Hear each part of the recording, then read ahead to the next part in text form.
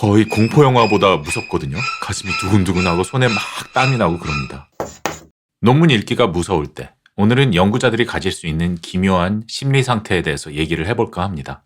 연구자들은 당연히 논문을 많이 읽어야 합니다. 논문을 많이 읽어야 하는 것은 어찌 보면 연구자들의 숙명이겠죠. 어떤 분야든 처음 배울 때는 논문을 많이 읽어야 되고요. 트렌드를 잘 따라가기 위해서도 논문 읽기를 게을리할 수가 없습니다. 논문 읽기가 참 힘들지만 그래도 배우는 마음으로 천천히 읽다 보면 내용도 점차 이해가 되고 나 자신도 성장하는 것을 느낄 수가 있습니다. 그런데 논문 읽기가 두렵다라는 생각이 들 때가 있어요. 두렵다, 무섭다? 아니, 논문이 무슨 공포영화나 괴물도 아니고 왜 무서울까요? 여러분 혹시 두 가지를 상상하실 수 있을 것 같습니다. 첫 번째는 연구실에서 여러분한테 아주 어려운 논문을 발표하라고 시켰을 때. 이거는 좀 무서울 수도 있을 것 같아요. 사실 이거는 무서움이라기보다는 부담감에 가까운 거겠죠? 이거를 해냈을 때 내가 성장할 건 알고 있지만 이거 되게 부담되네 이런 느낌이죠. 발표 잘 못해서 혼나면 어떡하지? 이런 거죠. 두 번째는 교수님의 입장에서 무서울 때가 있는데요. 바로 학생이 논문을 써왔을 때.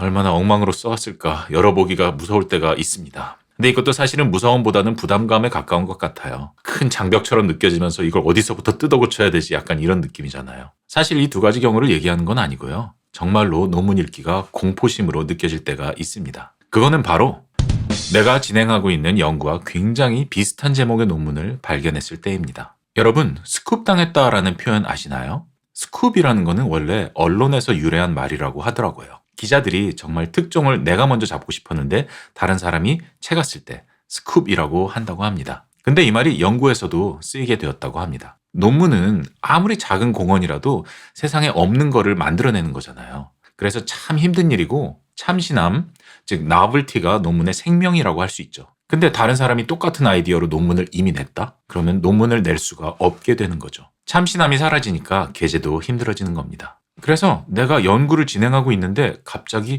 거의 똑같은 제목의 논문을 발견했을 때가 완전 무서운 겁니다. 이때 정말 그 논문을 읽기가 싫어요. 거의 공포영화보다 무섭거든요.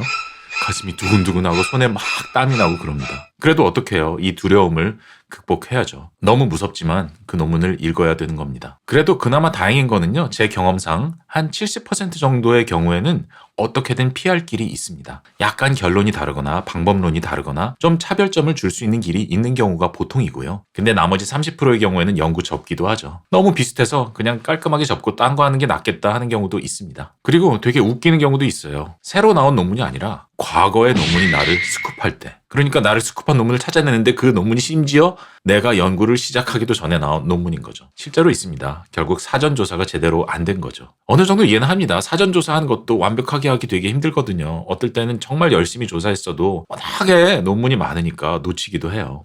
이 두려움의 감정 때문에 저희가 정말 잘 못하는 게 있어요. 바로 연구가 진행되는 동안 꾸준히 논문 읽기입니다. 연구가 시작되기 전에는 논문을 열심히 읽는데 연구가 막 진행되는 동안에는 논문을 아예 안 읽게 됩니다. 물론 연구를 막 하고 있으니까 바쁘니까 논문을 안 읽게 되고요. 또 어떻게 보면 그게 변명으로 작용하기도 하는 거죠. 근데 또 다른 면으로는 그 심리의 깊은 곳을 들여다보면 혹시라도 논문을 조사하다가 내 연구를 스쿱하는 논문을 만나면 어떡하지 하는 두려움이 있는 것 같아요. 저만 그런가요? 다 그럴 것 같은데.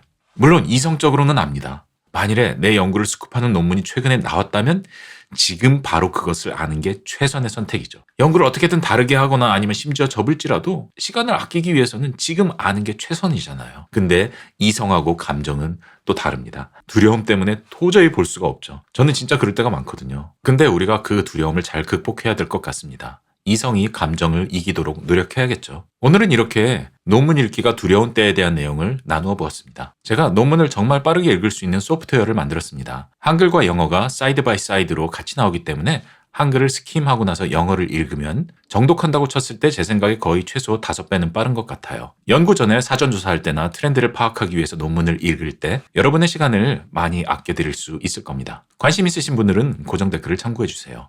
이 어쩔 수 없는 숙명 같은 논문 읽기의 두려움을 잘 극복해내는 저와 여러분이 되기를 바랍니다. 감사합니다.